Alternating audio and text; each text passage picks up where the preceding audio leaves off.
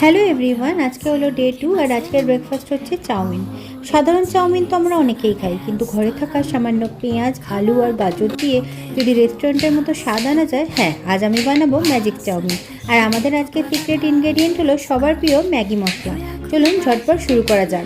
আজকে রান্নার জন্য আমাদের লাগছে একদম সাধারণ কিছু জিনিস: কুচানো পেঁয়াজ, একটা লম্বা করে কাটা আলু আর গাজর, আর হ্যাঁ, স্বাদটাকে দ্বিগুণ করতে আমাদের সাথে থাকছে ম্যাগি মশলা। প্রথমে চাউমিনটা সেদ্ধ করে জল ঝরিয়ে নেব। এবার কড়াইতে তেল গরম করে একে একে আলু, গাজর আর পেঁয়াজগুলো দিয়ে দেবো। এর মধ্যে সামান্য নুন আর হলুদ দিয়ে আলু, গাজর আর পেঁয়াজটা ঠিক ততক্ষণ অবধি ভাজবে যতক্ষণ এটা হালকা নরম নরম হয়ে যায়। তারপর সেদ্ধ করা চাউমিনটা এর উপরে দিয়ে দেবো। আর এইবার দেবো আমাদের আসল ম্যাজিক, ম্যাগি মশালায় ম্যাজিক। ব্যাস, আর কোনো এক্সট্রা মশলাই লাগবে না, ভালো করে মিশিয়ে নিলেই রেডি। ভিডিওটা ভালো লাগলে অবশ্যই লাইক, শেয়ার, সাবস্ক্রাইব করতে ভুলবেন না। টাটা।